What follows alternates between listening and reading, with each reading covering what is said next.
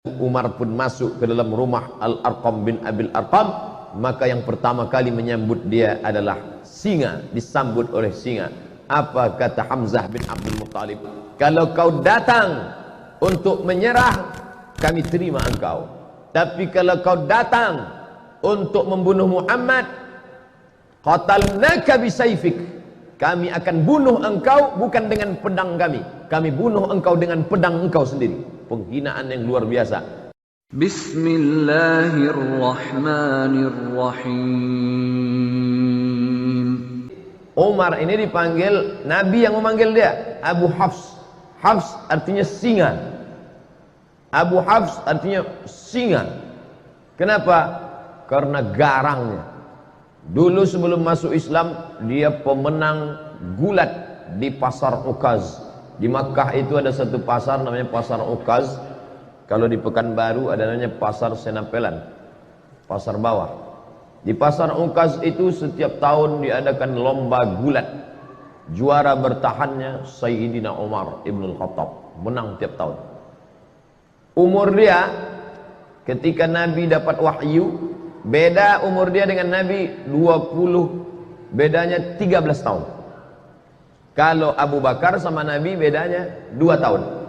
Jadi ketika Nabi berumur 40 tahun dapat wahyu, maka Abu Bakar umurnya 38 tahun. Sedangkan Umar dengan Nabi jarak umurnya 13 tahun. Jadi ketika Nabi dapat wahyu umur 40 tahun, maka umur Umar waktu itu 27 tahun. 27 kalau sekarang ya masih anak muda lah. Selesai S1 23, ambil S2 3 tahun 26, kemudian sedang S3 semester 2 27 tahun. Anak muda sedang segar-segarnya. Itulah dia Umar bin Khattab, pemenang juara gulat bertahan. Maka ini Umar bin Khattab, Nabi ingin betul supaya dia ini masuk Islam. Sampai Nabi berdoa, Allahumma a'izzal Islam bi Umaraini, tolonglah Islam ini dengan dua Umar ya Allah. Ada 2 Umar di Makkah yang waktu itu hebat betul. Ya Allah, tolonglah Islam ini, kalau masuk Islam 2 Umar ini, insya Allah kuat Islam ini. 1 Umar bin Khattab, 1 Umar bin Hisham. Kalau saya sebut Umar bin Hisham, banyak orang tak tahu. Tahu Umar bin Hisham? Tidak. Kalau saya sebut nama kerennya, tahu. Umar bin Hisham, Abu Jahal. Sedangkan ini Abu Hafs, Abu Jahal, si goblok, bodoh. Abu Jahal itu apa artinya Ustaz? Bongak. Sedangkan ini Abu Hafs, singa, perkasa. Nabi minta pada Allah, ya Allah, kalau bisa 2 orang Umar ini masuk Islam, mantap Islam ini. Dan Umar bin Khattab masuk Islam. Abu Jahal mati dalam keadaan kafir. Tapi masuk Islamnya tak cepat, lama. Tahun 1 tak masuk Islam. Tahun beda dengan Abu Bakar. Abu Bakar tahun 1 langsung masuk Islam. Tahun 2, tahun ke-6 baru dia masuk Islam. Dia memusuhi Islam. Siapa yang masuk Islam, ada budak dia, hamba sahaya dia masuk Islam, habis disiksanya. Lalu kemudian pernah satu hari dia mau membunuh Nabi Muhammad. Keluar dari rumah, dicabutnya pedang. Jumpa sama kawannya. Kau mau kemana Umar? Aku mau memancung kepala Muhammad. Ente tahu, ente Bani Adi. Mereka pakai Bani. Anak-anak keturunan Adi disebut Bani Adi. Muhammad SAW itu Bani Hashim. Muhammad bin Abdul Muttalib bin Hashim bin Abdi Manaf. Maka dia Bani Hashim. Kau mau membunuh siapa? Aku mau bunuh Muhammad. Kau tahu tak Muhammad itu siapa? Muhammad, anak Abdullah, anak Abdul Muttalib, anak Hashim, anak Abdi Manaf, anak Qusay. Qusay itulah yang membangun kota Makkah ini. Kalau sampai anak cucu kemanakan mereka ini mati, ente habis nanti. Akhirnya tak jadi dia bunuh Nabi Muhammad sallallahu alaihi wasallam. Suatu hari dia bertamulah ke rumah adiknya. Nama adiknya Fatimah bintil Khattab. Nama dia Umar bin Khattab. Fatimah bintil Khattab ini punya suami namanya Said. Dia dah dapat kabar si Said sama adiknya ini masuk Islam sudah. Tapi berita itu masih isu lagi. Masih infotainment. Masih was-was. Maka datanglah dia bertamu, kebetulan si Said sama Fatimah sedang baca Quran, tapi suara mereka pelan-pelan. Nama penjaganya namanya Khabbab. Khabbab, ya, adikku tadi baca apa? Tak ada, kata Khabbab. Tapi aku dengar sesuatu. Masuk dia ke dalam, ditinjunya adiknya itu. Pertama adik iparnya dia tinju. Tentu menang, dia pemenang gulat tiap tahun. Habis dia tinju adik iparnya, lalu kemudian adik dia perempuan yang lemah tu dia tinju. Tapi kemudian dia tengok tak ada rasa takutnya.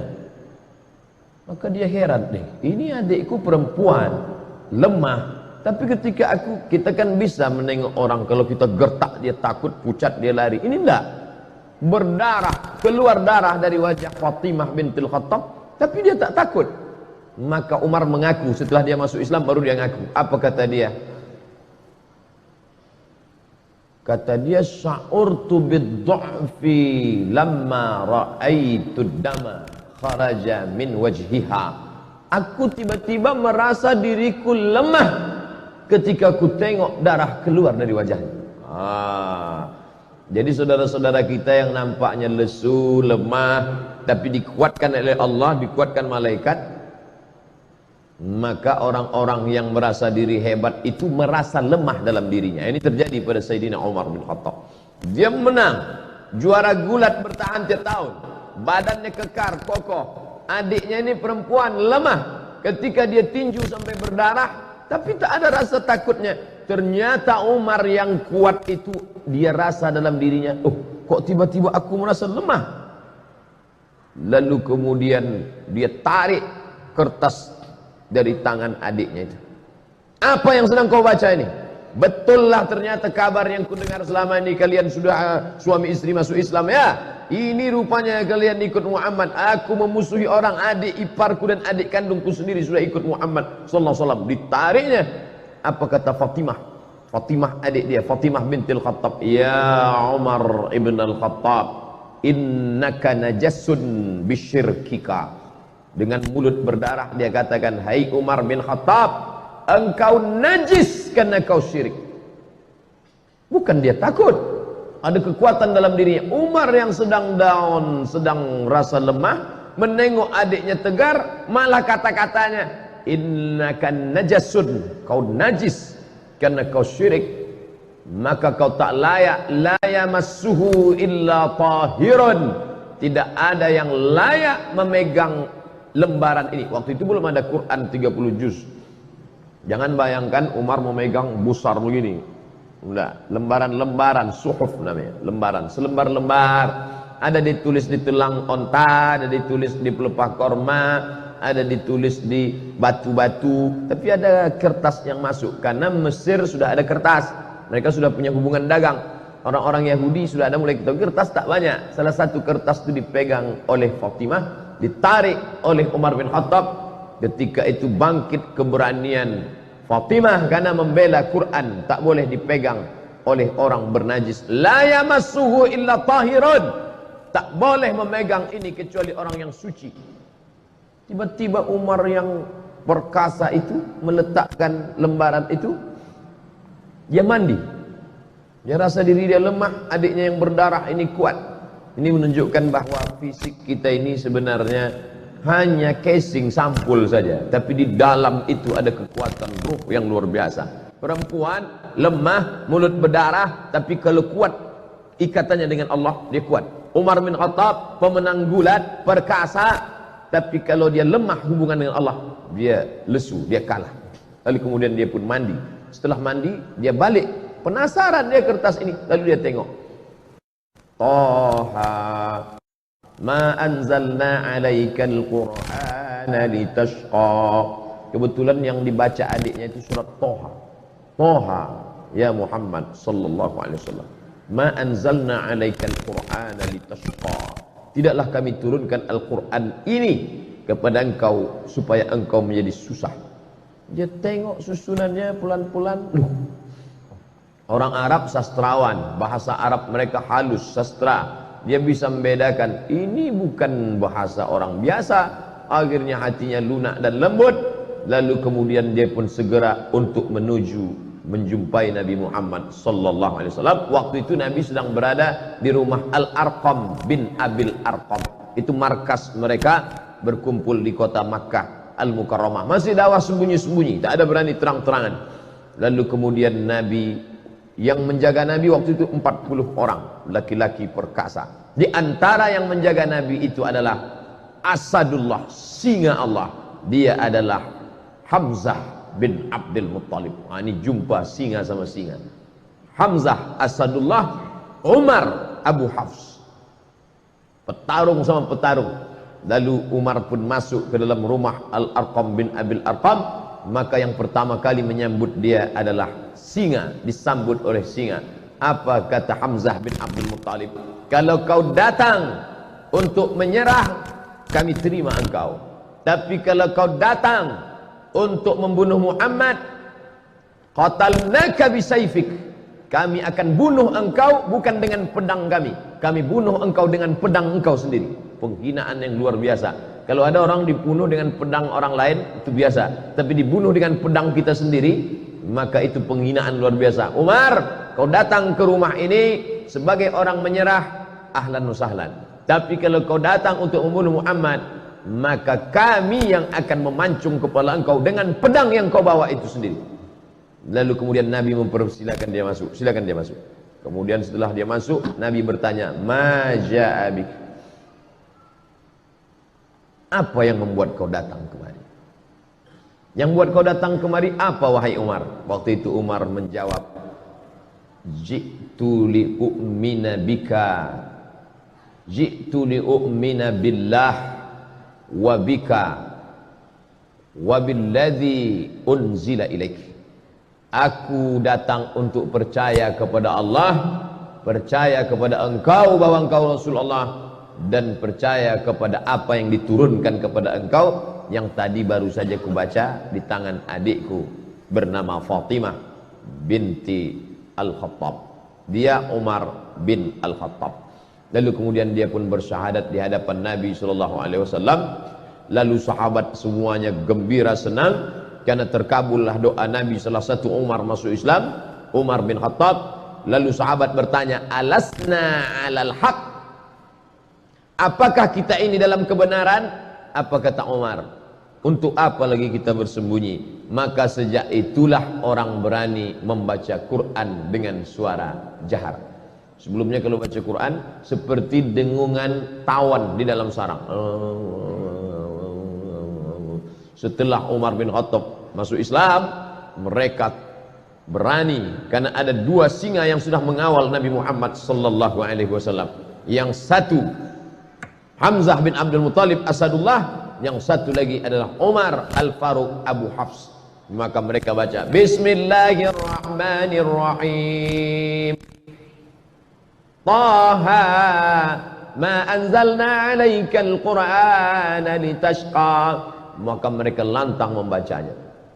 Lalu kemudian Islam pun menjadi kuat dengan berbagai cobaan dan ujiannya, sampailah pada masa hijrah. Lalu kemudian Umar bin Khattab termasuk orang yang pertama golongan yang ikut hijrah bersama Nabi Muhammad sallallahu alaihi wasallam. Jadi kalau Nabi hijrah umurnya 53 tahun kurang 13, berarti Umar waktu hijrah itu umurnya 40 tahun. Sebayalah dengan saya sekarang 40 tahun. Umar bin Khattab waktu itu macam saya, tapi badannya tak macam saya. Itu dia karena juara gulat, dia tegak. Umar bin Khattab tinggi, besar. Lalu kemudian dia pun pindah ke kota Al-Madinah Al-Munawwarah, mengikuti Nabi SAW. Anaknya dinikahkannya dengan Nabi SAW, itulah bernama Hafsah Ummul Mukminin. Makanya Abdullah bin Umar banyak meriwayatkan hadis. 7 di antara sahabat Nabi yang banyak meriwayatkan hadis adalah Abdullah bin Umar. Kenapa Abdullah bin Umar bisa banyak hadisnya? Karena dia punya kakak menikah dengan Nabi, maka dia bebas main jalan di rumah Nabi, yaitu Hafsah. Maka Nabi itu abang ipar dia. Lalu kemudian setelah Nabi meninggal, naiklah penggantinya, yaitu Abu Bakr As-Siddiq bermusyawarah mereka di satu tempat namanya Saqifah Bani Sa'idah. Nanti Bapak Ibu pergi umrah, ini Masjid Nabawi mengarah ke kiblat, tengok di sebelah kanan masjid. Setelah keluar dari pintu Babus Salam, terus saja setelah Museum Al-Quran, Museum Asmaul Husna, di sana itu ada taman, hotel keliling, tapi yang di situ tetap taman, memang tak boleh dibangun. Itulah dia Saqifah Bani Sa'idah. Di situ mereka bermusyawarah siapa yang akan mengganti kepemimpinan Madinah setelah Nabi Muhammad sallallahu alaihi wasallam meninggal. Naik Abu Bakar Siddiq 2 tahun, meninggal Abu Bakar, dilantiklah Sayyidina Umar. Khalifah artinya pengganti. Meninggal Nabi, penggantinya bukan pengganti Nabi, karena Nabi la nabiyya ba'dah. Tak ada Nabi sesudah Nabi Muhammad sallallahu alaihi wasallam. Maksud khalifah di situ adalah pengganti kepemimpinan politik. Maka digantikan oleh Sayyidina Abu Bakr As-Siddiq. Setelah Abu Bakar meninggal, naik pengganti Abu Bakar, maka nama menjadi 2. Kalau Abu Bakar Khalifatu Rasulillah, pengganti Rasulullah. Ketika meninggal Abu Bakar, naik Umar, namanya terlalu panjang, Khalifati Rasulillah, penggantinya Rasulullah. Maka ini namanya tidak menarik. Masa namanya siapa itu? Khalifahnya Rasulullah. Nanti kalau 3, khalifah Rasulullah. Maka muncullah nama baru, dia dipanggil dengan Amirul Mukminin. Dialah pemimpin pertama yang dipanggil dengan Amirul Mukminin, Umar ibn Khattab. Kalau khalifah, Abu Bakr As-Siddiq. Amirul Mukminin, Umar bin Khattab. Di masa pemerintahan Umar bin Khattab muncul ijtihad baru. Pertama, dibentuknya syurtah, polisi. Pada masa Abu Bakar tak ada. Pada masa Umar, situlah ada kepolisian kota Madinah Al-Munawwarah. Pada masa Umar bin Khattab, tentara dikasih gaji bulanan, rawatib namanya. Sebelumnya tak ada. Sebelumnya kalau perang, habis perang baru dapat harta rampasan perang, ghanimah namanya. Tapi pada masa pemerintahan Umar, digaji pokok. Perang tak perang, pokoknya dapat. Itu pada masa Umar bin Khattab. Pada masa Umar bin Khattab dibangunlah rumah wakaf. Sebelum itu tak ada. Sebelum itu Baitul Mal saja, tapi ini khusus dibuatkan rumah wakaf. Pada masa Umar bin Khattab pula dibangun diwan. Diwan itu kantor. Sebelumnya tak ada kantor. Zaman Nabi tak ada kantor. Zaman Abu Bakar tak ada kantor. Setelah itu pada masa Umar bin Khattab ada kantor administrasi negara, tertib administrasi, ada berkas-berkas, ada pegawainya, ada karyawannya, ada gaji tetapnya.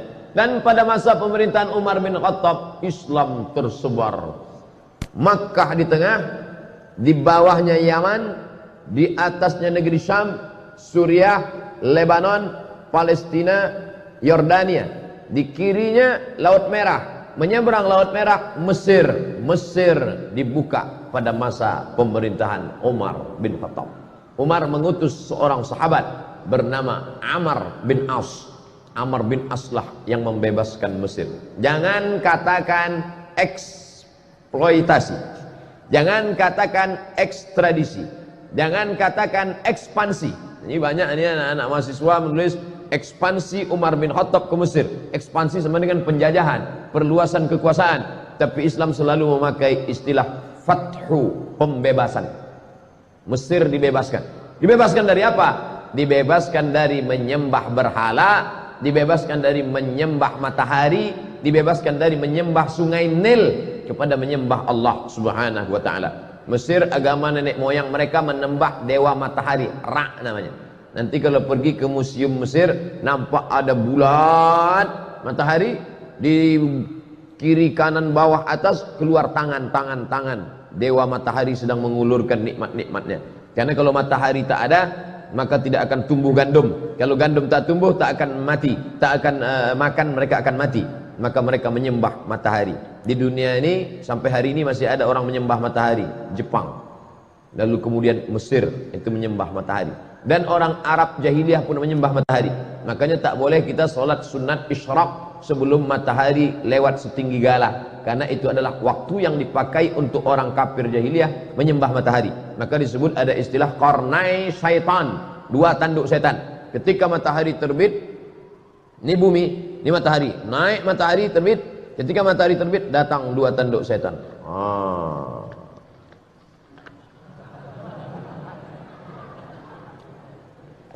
Alhamdulillah kita tak ada menyembah matahari lagi. Buya Hamka dulu pernah dipaksa untuk menyembah matahari. Ai, kata penjajah Jepang, tak mau Buya Hamka. Ini tentang menyembah matahari. Lalu kemudian masuklah Kristen ke Mesir, dan orang Mesir pun beragama Kristen Ortodok Koptik, tidak Katolik. Sedangkan Romawi Katolik, Mesir Koptik, beda mazhab. Maka Katolik menjajah Koptik. Begitu ceritanya. Orang Koptik Mesir ini merasa terjajah oleh Romawi yang Katolik. Datanglah Islam membebaskan mereka dari penjajahan. Bukunya ditulis oleh Syekh Muhammad Al-Ghazali, gurunya Syekh Yusuf Al-Qaradawi.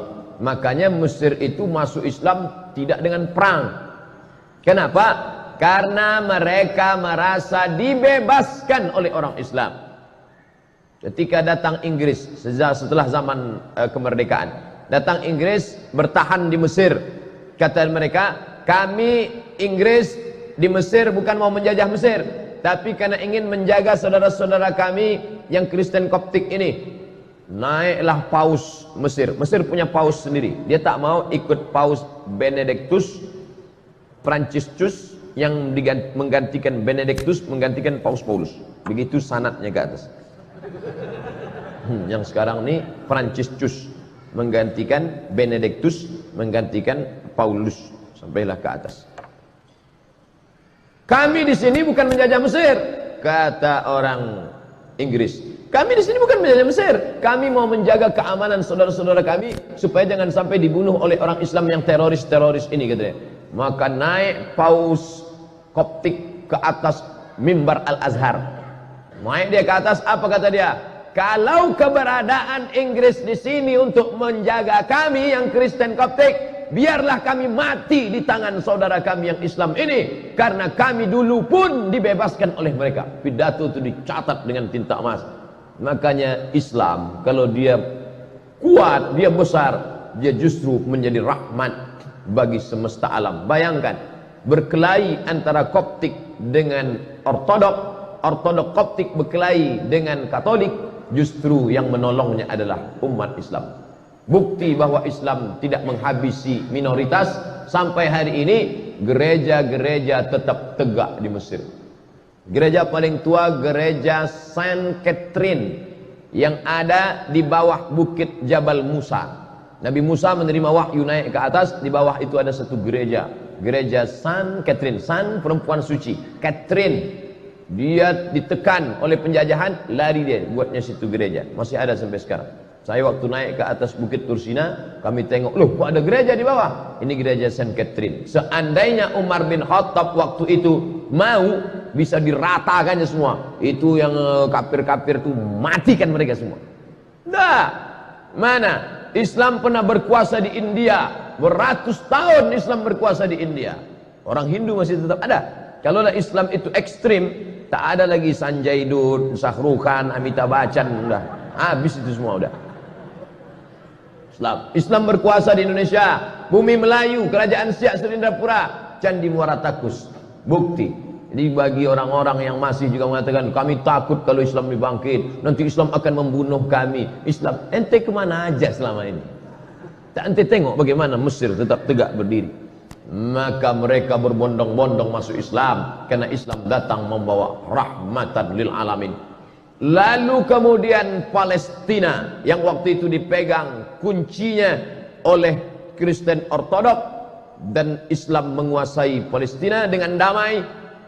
Dia tak mau menyerahkan kunci ini kepada tentara-tentara. Apa kata pimpinan agama Kristen Palestina? Kunci ini hanya mau aku serahkan kepada Umar bin Khattab. Dia penasaran mana Umar tuh, aku mau menengok Umar.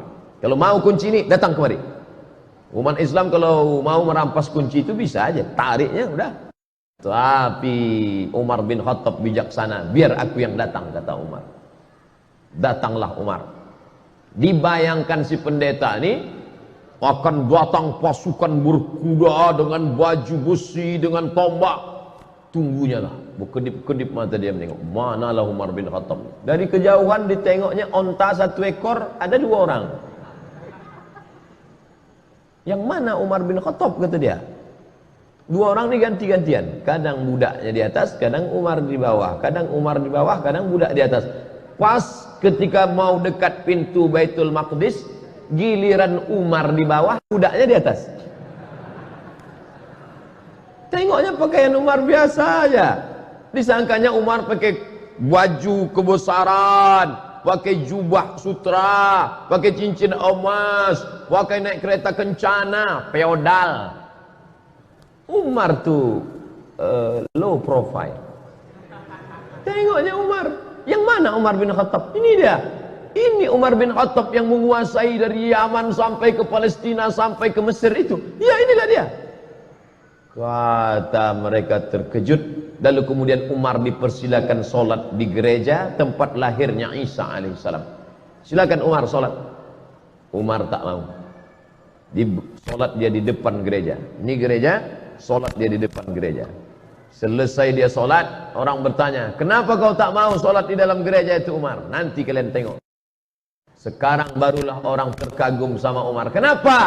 Bekas sujud Umar solat itu, itulah didirikan masjid sekarang, namanya Masjid Umar bin Khattab, berhadap-hadapan dengan katedral kelahiran Isa alaihissalam. Bayangkan kalau Umar bin Khattab solat di gereja itu, apa yang terjadi? Rata gereja itu jadi masjid. Tengok Umar bin Khattab bijaksana. Begitulah dia. Tapi ada satu api dalam sekam, sakit hati dia. Siapa dia? Ketika Umar bin Khattab membebaskan Persia, Makkah di tengah, Yaman di bawah, Syam di atas, Mesir di kiri. Di kanan ini ada Persia. Persia lebih kuat daripada Roma. Makanya dalam Quran ada suatu surat namanya surat Ar-Rum. Ghulibatir Rom. Bangsa Romawi pernah kalah. Siapa yang mengalahkan Romawi? Persia. Persia paling hebat. Dan Persia dikalahkan oleh Umar bin Khattab. Jika Romawi dikalahkan Persia dan Persia dikalahkan Umar, maka Umar menguasai dunia. Tapi ternyata ada satu orang dendam, kesumat, sakit hati, ditikamnya lah Sayyidina Umar pada tanggal 24 Zulhijjah, hari Rabu, saat rakaat pertama sholat. Ditikamnya pada tanggal 24, 25, 26, 27. Setelah itu tanggal 30 meninggallah Sayyidina Umar ibn Khattab pada tahun 23 Hijrah. Umurnya pas 63 tahun. Nabi Muhammad meninggal 63, Abu Bakar meninggal 63, Umar bin Khattab meninggal 63. Saya sudah hitung-hitung, insya Allah meninggal tahun 2040. Waktu itu umur saya 63. Sok mantap katanya. Kalau berlebih bonus. Kalau mati besok, alhamdulillah. Orang Islam tak pernah berduka cita. Allahumma ja'alil hayata ziyadatan lana fi kulli khair. Kalau aku hidup besok pagi, pahala aku bertambah. Masuk ke UIN, mengajar, pahala bertambah. Kalau mati aku malam ini, alhamdulillah. Besok dosa tak ada. Tak lagi mata ni menengok celana pendek. Nah, oleh sebab itu maka Umar bin Khattab pun ditikam, meninggal dunialah dia pada tahun 23 Hijrah. Lalu kemudian dia dimandikan oleh anak kandungnya Abdullah bin Umar bin Khattab. Maka kita ni kalau memandikan kita tu nanti anak kandung kita yang laki-laki. Saya alhamdulillah ada anak laki-laki saya, dialah nanti yang akan memandikan saya, InsyaAllah. Maka Bapak Ibu sekalian, buatlah di Masjid Raya ini pelatihan memandikan jenazah. Yang ikut pelatihan itu anak-anak muda. Ini banyak dibuat pelatihan yang ikut orang tua-tua. Bapak kenapa ikut? Yang mau dimandikan ini bapak. Tak usah ikut.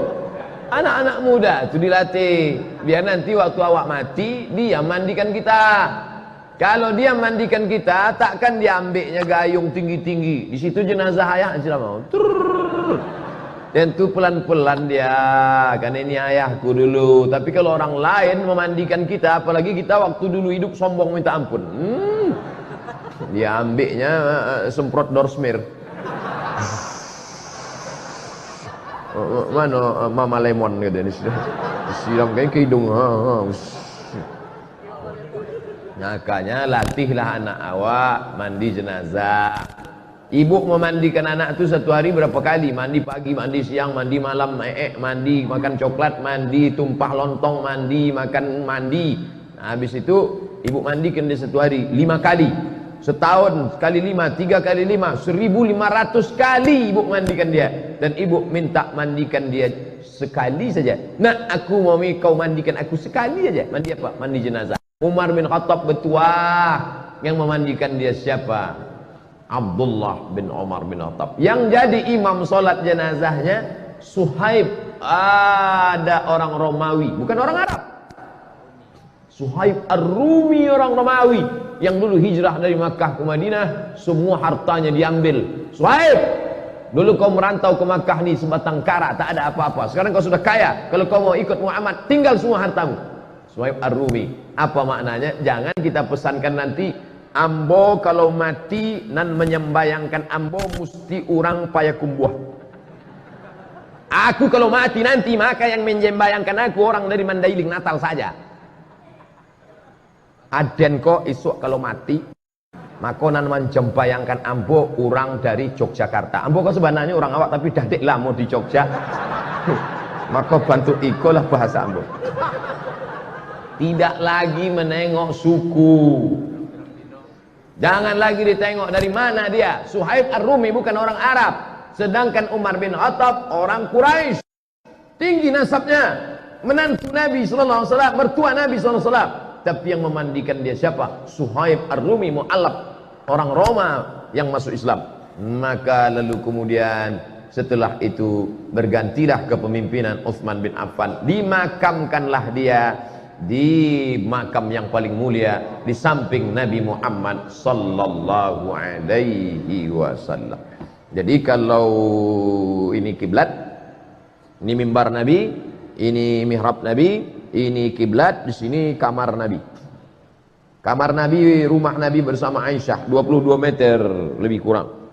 Pas di situ kata Nabi, nanti kalau aku mati kuburkan aku, jangan bawa jenazahku kemana-mana. Nahnu ma'asyurul anbiya, kami para nabi nudfanu min haitsu namutu, di mana kami mati maka disitulah kami dikuburkan. Makam pertama Nabi sallallahu alaihi wasallam. Setelah itu Umar bin Khattab, setelah itu Abu Bakar Siddiq, setelah itu Umar bin Khattab. 3 makam. Maka kita ucapkan salam, assalamu alayka ya Rasulullah, assalamu alayka ya Abu Bakar Siddiq, assalamu alayka ya Abu Bakar Siddiq, assalamu alayka ya Umar Al-Faruq radhiyallahu anhu. Kita lanjutkan setelah sholat Isya. Tapi kaji hadis nomor 1 Pak Ustaz, periwayatnya dulu. Habis periwayatnya baru kita masuk hadisnya. Ditikam oleh yang menikam itu namanya Fayrus. Fayrus namanya yang menikam. Tapi panggilan kerennya Abu Lu'lu'ah. Lu'lu'. Kalau kita buka kerang, di dalam kerang itu ada permata cantik berkilau, namanya lu'lu'. Yakhruju minhumal lu'lu'u wal marjan. Lu'lu'. Nama anak ibu siapa? Lulu. Bahasa kitanya apa itu? Hah? Yang di dalam kerang itu apa namanya? Mutiara. Lu'lu'. Yakhruju minhumal lu'lu'. Abu Lu'lu'ah. Dia inilah Majusi yang menikam pada tanggal 26 ditikamnya, berdarah 4 hari, meninggal Sayyidina Umar ibn Khattab. Dia minta dimakamkan di samping Nabi Muhammad sallallahu alaihi wasallam. Waktu hidup berkawan, setelah meninggal bersahabat dekat kuburan, meninggal nanti di akhirat pun dalam surga bersama Nabi Muhammad sallallahu alaihi wasallam.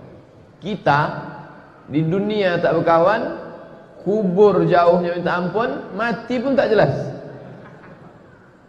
Sudahlah hidup tak berkawan sama Nabi, kubur kita entah di mana makam Nabi, maka paling tidak stasiun yang ketiga ni dapatlah hendaknya nanti kita ni semua bersama Nabi Muhammad sallallahu alaihi wasallam. Amin ya rabbal alamin. Tak boleh salat di masjid yang ada kubur. Itu Masjid Nabawi. Itu kan kubur Nabi. Umar tu Nabi rupanya? Kan tidak. Yang tak boleh itu bacalah kitab. Nah, paling ujung-ujungnya 37 masalah populer. Enggak. Sah buku itu. Al-Bayan lima yushghilul adhan, ditulis oleh Mufti Mesir Syekh Ali Jum'ah. Bedakan antara tiga.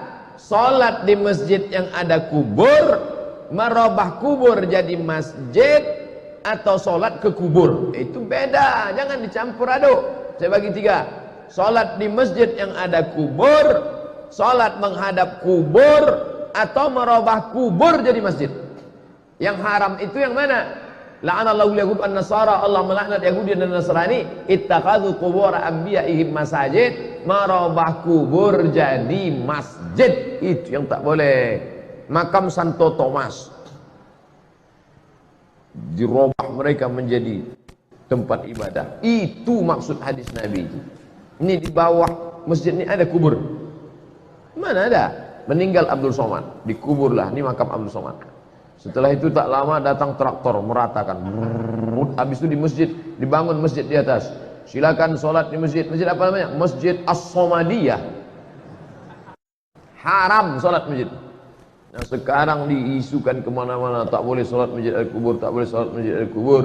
Maka masjid-masjid semua di bumi ini ada kubur. Dari mulai Aceh sana, Masjid Baitur Rahman, kubur. Turun ke bawah, Masjid Al-Masun, Medan, Masjid Raya.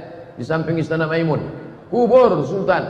Turun ke bawah, Masjid Sahabuddin, Istana Siak, kubur. Yang tak boleh itu kubur itu diperatakan, dibangun masjid di atasnya. Ini ditulis Syekh Ali Jum'ah, guru besar Al-Azhar, Mufti Mesir. Ini tentang masalah ini. Lalu kemudian sampai 4 hari kena tikam meninggal. Padahal Umar bin Khattab itu tak ada orang lebih sakti daripada Umar bin Khattab. Tembus juga. Jadi kalau ada orang mengatakan, kononlah putih, Umar bin Khattab. Apa kata Nabi? Lau kana nabiyan ba'di lakana Umar. Seandainya ada nabi sesudah aku, pasti Umar ini jadi nabi. Bagaimana iman Umar? Masalaka Umar fajjan qattu illa salaka syaitanu fajjan ghaira fajjika. Seandainya Umar lewat di suatu jalan, maka setan akan mutar di jalan yang lain. Kalau Umar bin Khattab lewat di jalan Ahmad Yani, maka setan mutar ke jalan Sudirman. Takut dia seperjalan. Kita bersanding-sanding sama setan. Kan jauh dari setan. Tidur sama setan, makan sama setan, WC sama setan. Umar bin Khattab luar biasa, tapi dia meninggal. Apa yang diinginkan Allah? Allah ingin dia mati syahid. Yang menikamnya itu Fairuz Abu Lu'lu'ah. Inilah Majusi yang jahat. Ada pula orang membangun makamnya. Makam Fairuz Abu Lu'lu'ah dibangun mogah, pakai lampu-lampu, pakai taman-taman. Siapa yang membangunnya? Syiah. Kata mereka ini pahlawan, karena sudah berhasil membunuh orang paling jahat di dunia, yaitu Umar bin Khattab, karena merampas kekuasaan Sayyidina Ali bin Abi Thalib. La haula wa la quwata illa billahil aliyil azim. Tidak ada konflik antara Umar dengan Ali. Tahu tidak? Umar punya istri namanya Ummu Kulthum. Ummu Kulthum. Ummu Kulthum itu anak siapa? Anak Sayyidina Ali. Ali menikahkan anaknya kepada Umar. Jadi kalau ada orang mengatakan Umar dengan Ali itu bermusuh bebuyutan, Pak Ustaz, la ilaha illallah. Bacalah balik. Tidak ada permusuhan antara Ahlul Bait dengan Umar ibn Khattab. Cintanya Ali kepada Umar, dinikahkannya anak gadisnya namanya Ummu Kulthum dengan Umar ibn Khattab. Umar nama, kalau memang benci kita sama orang, takkan kita pakai namanya. Tapi Ali punya anak, dibuatnya 2 kali Umar. Umar Wahid, Umar Sani. Umar Cie, Umar Duo. Saking kan cintanya dia kepada Sayyidina Umar bin Khattab. Dan ketika Umar menjadi khalifah, maka Sayyidina Ali diangkatnya menjadi Watim Pres. Mana pula ada Watim Pres waktu itu? Agak-agaknya macam itulah. Dewan Pertimbangan Khalifah Watim Prah Sayyidina Ali bin Abi Thalib. Jadi mereka berkawan bersahabat baik. Maka kata Sayyid Muhammad Alawi Al-Hasani Al-Maliki, ulama hadis dari Makkah, kalau kau tengok ada orang berilmu tapi mencaci maki sahabat Nabi, itu adalah khatul ahmar, garis merah. Jangan kau ambil ilmu dari dia. Kalau ada nanti ustaz mencaci maki Abu Bakar, mengejek-ejek Umar, bahkan apa pesan Imam Syafi'i, kalau kau solat tiba-tiba imammu itu Syiah, jangan kau belakang dia, pergi sana cari, tak usah kau solat sama dia. La tusalli khalfa rafidhi, jangan kau solat di belakang Syiah Rafidah. Al-Buaiti bertanya, sifhum lana, bagaimana kami tahu dia Syiah? Jubahnya sama, sorbannya sama, bagaimana kami tahu dia Syiah? Man qala inna Aba Bakrin wa Umar laysa bi imamaini fahuwa rafidhi. Siapa yang mencaci maki Abu Bakar dan Umar, maka itu salah satu Syiah Rafidah.